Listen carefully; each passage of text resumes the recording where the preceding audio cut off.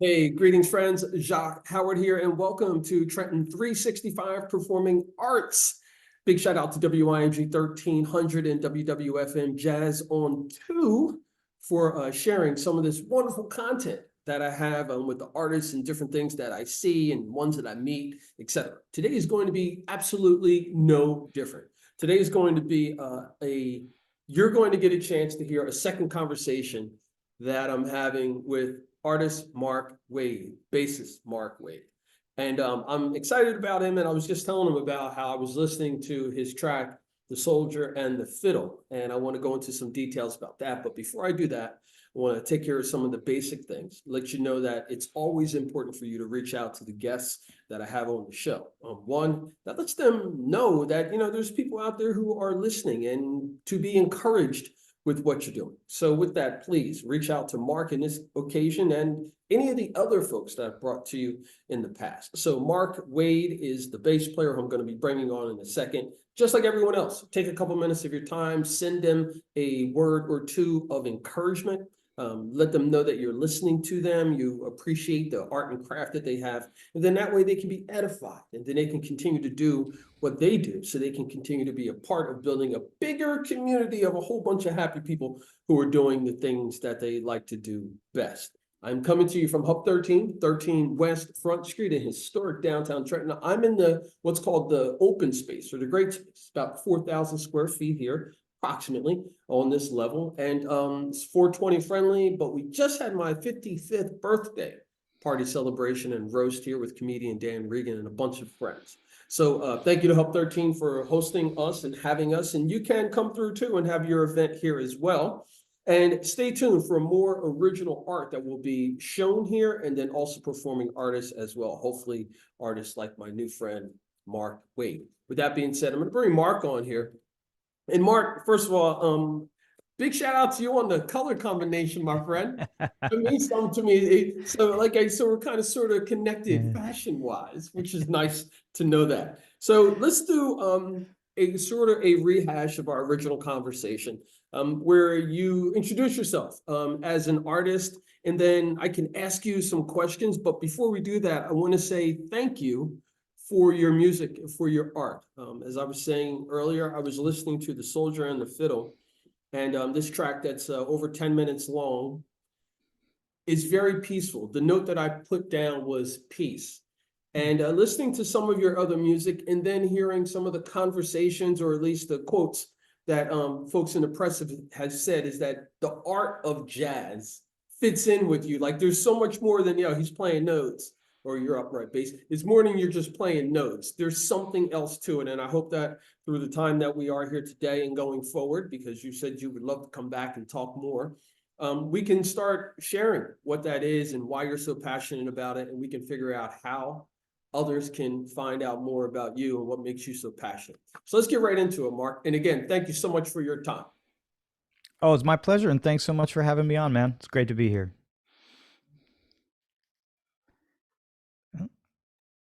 All right, you good? Yeah, good. I lost you just there for a second. Sorry No about that. problem. Yeah, so let's get started and just talk to me and talk to the audience about who Mark Wade is, how he got to the East Coast, those types of things. And then we can go into talking about more about your actual performing.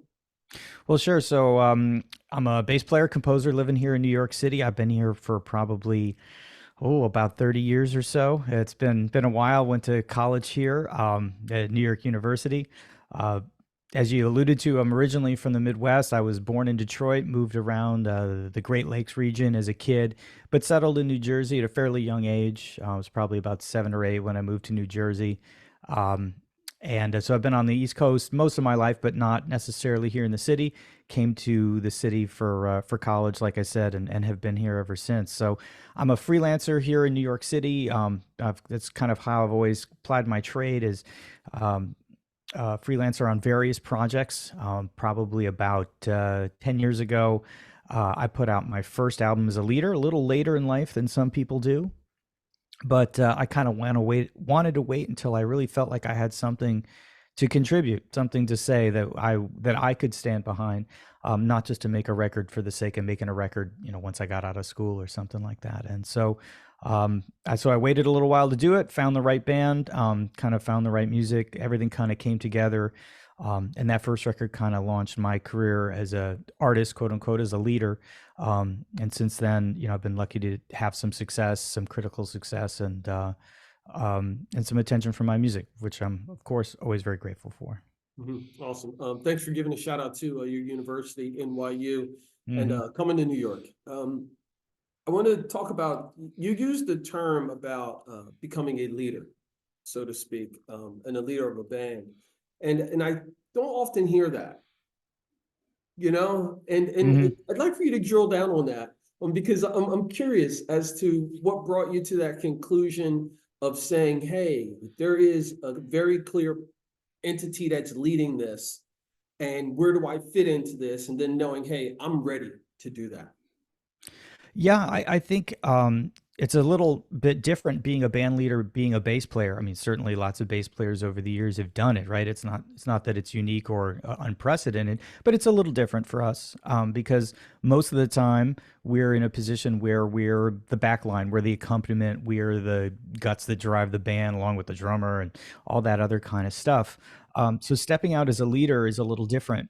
For me, what I've always appreciated from bass players who have led on other projects are the players that, besides holding down the bass line, doing all the regular things that we do when we play the bass, was to be also an excellent soloist on par with the other people in the band, which is a little bit more of a challenge for us on our instrument, and also to be an excellent writer.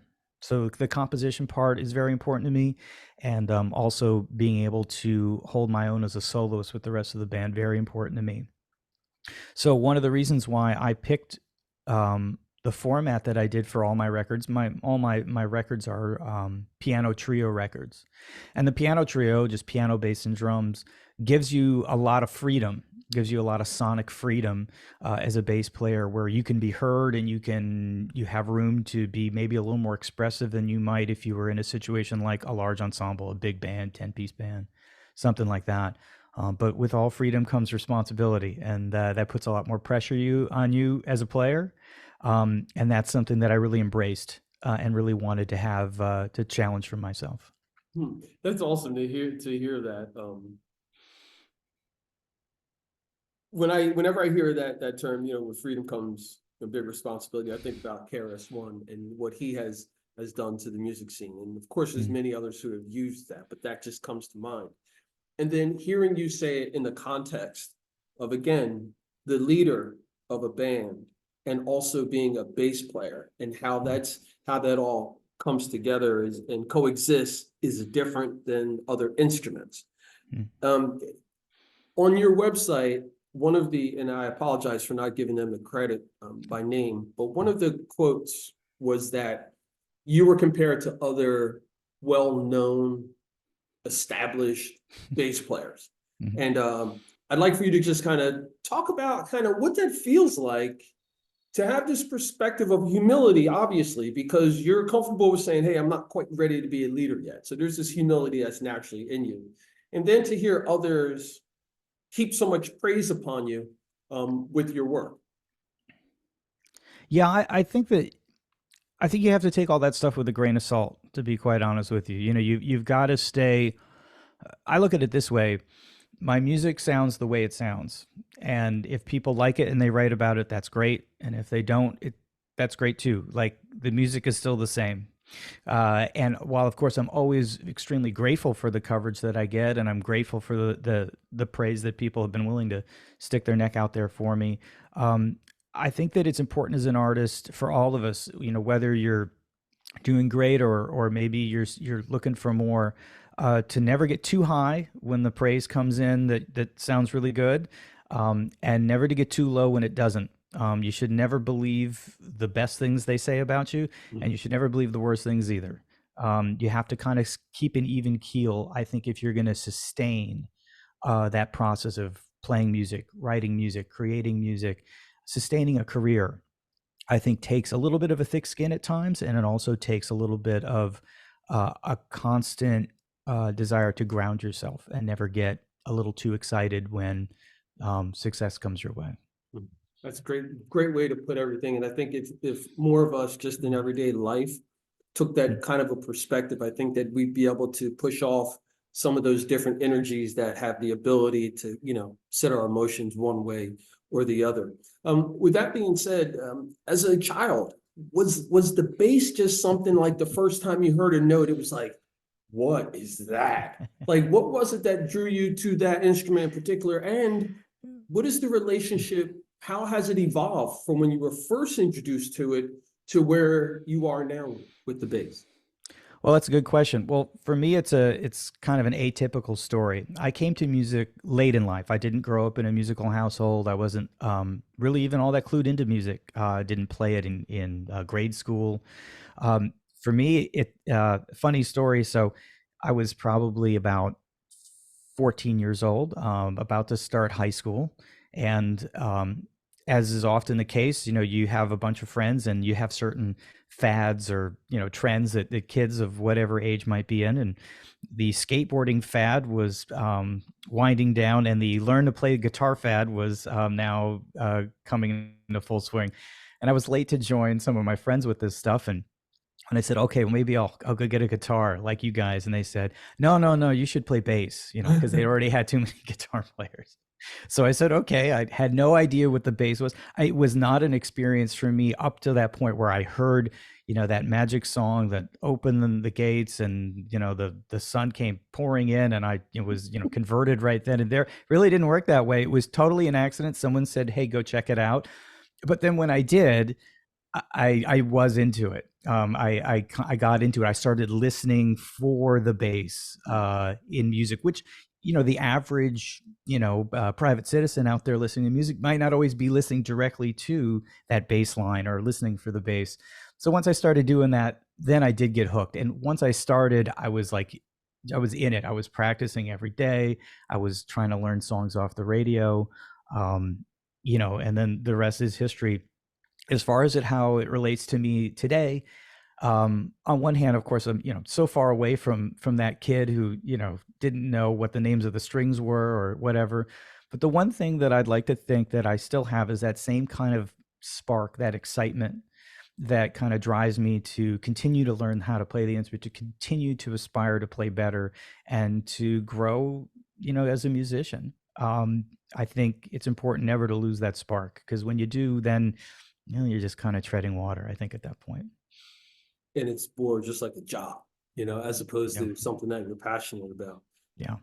Um, I'm looking at my clock, and I know that we're going to be getting together, hopefully often, especially in 2024. For me, make sure everyone goes over to Trenton365 Performing Arts Facebook page. This art interview will be up there with a bunch of others, and you can start finding more on Instagram.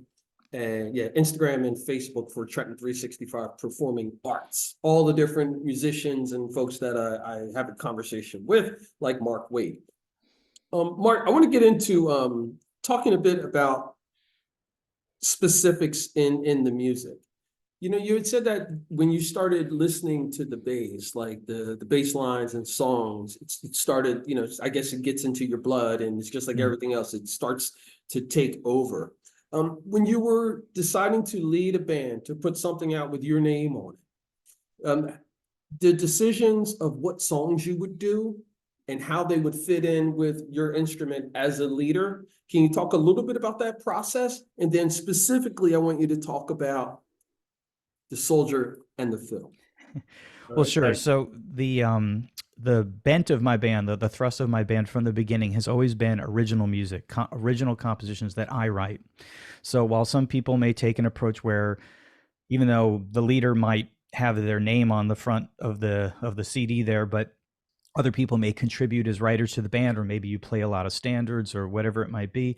For the Mark Wade Trio, it's always been, and has the concept has always been, my music, my original music.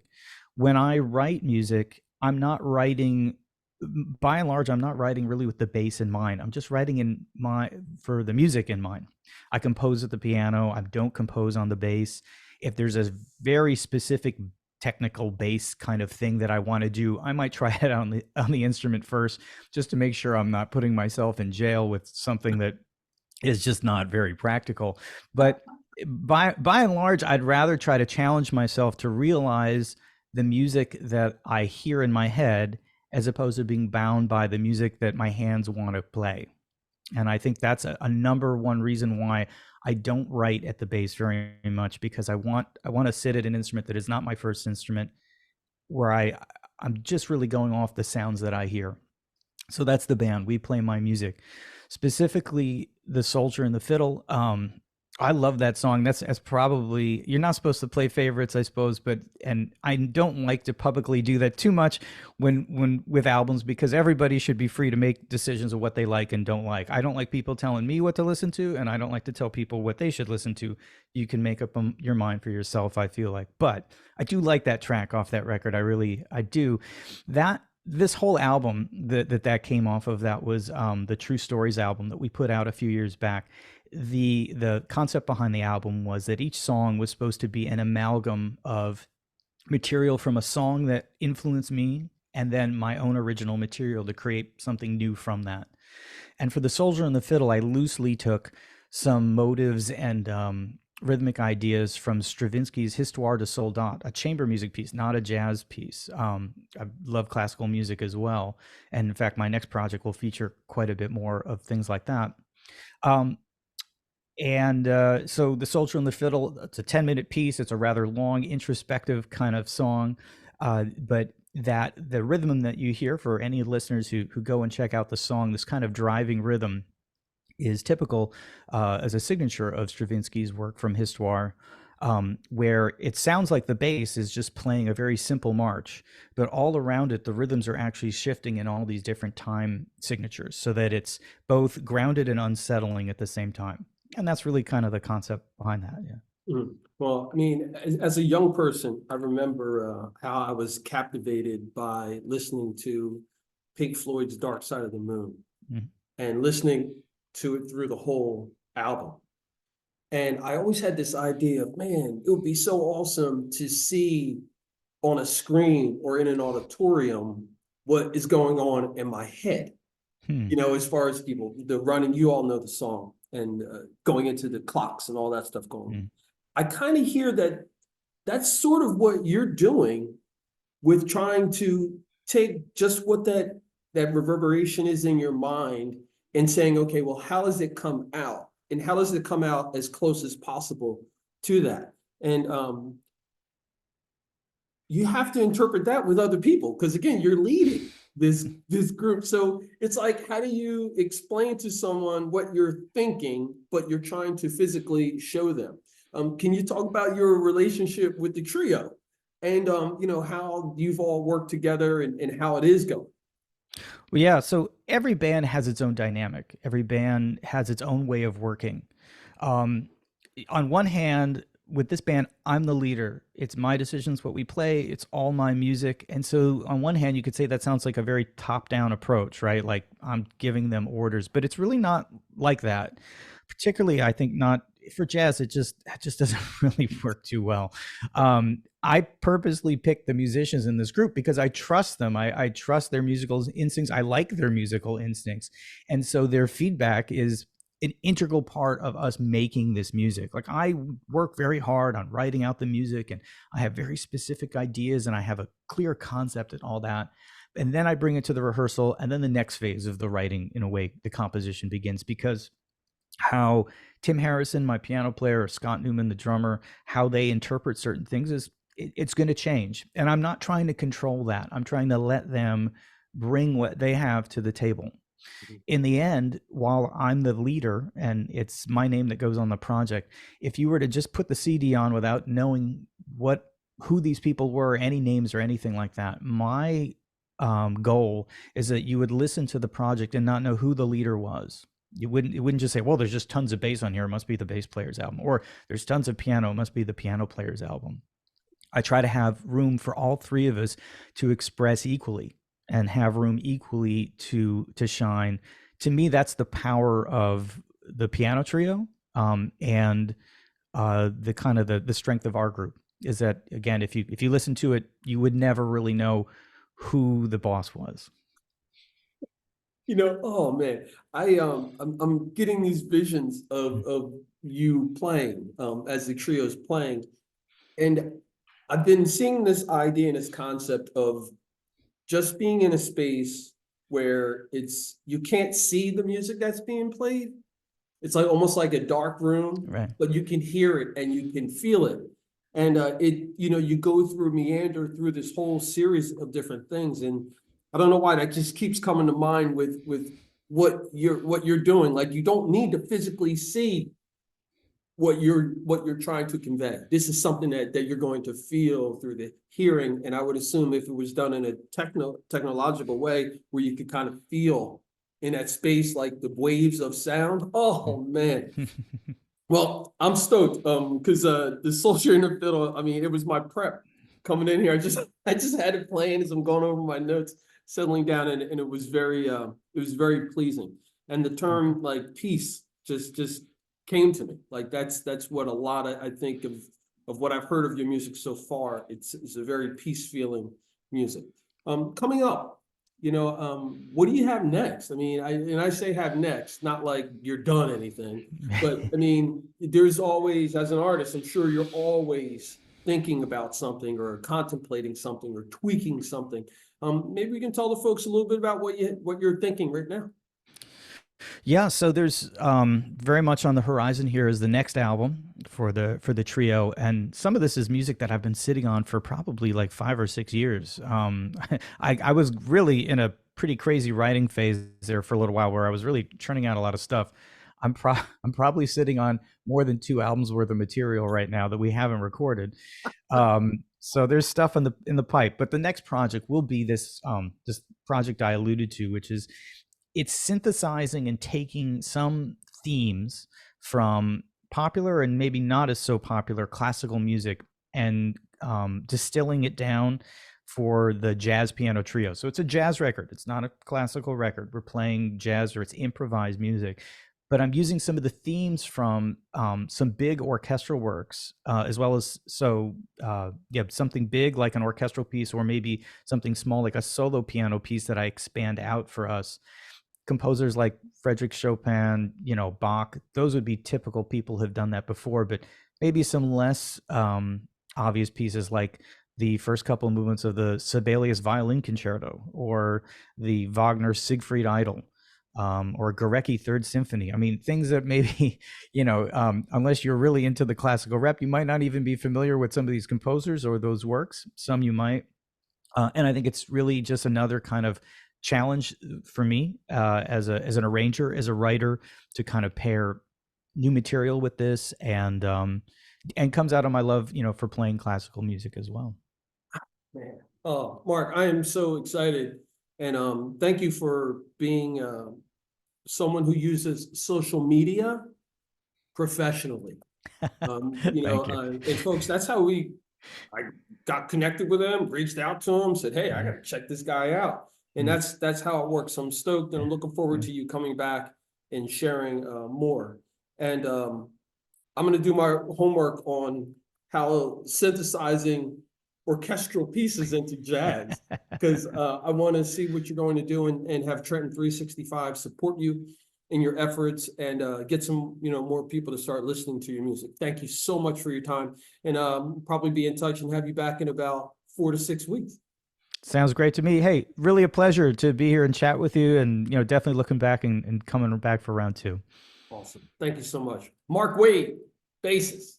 And it's just that simple, folks. We are communal people, human beings. We got these awesome talents and gifts, all of us. It behooves us to come together. Maybe we need to close our eyes more and just listen and just feel what energy we're getting from each other. And let's grow upon that. Jacque Howard, Trenton365 Performing Arts. Remember, friends, it's always about justice, peace, and humility.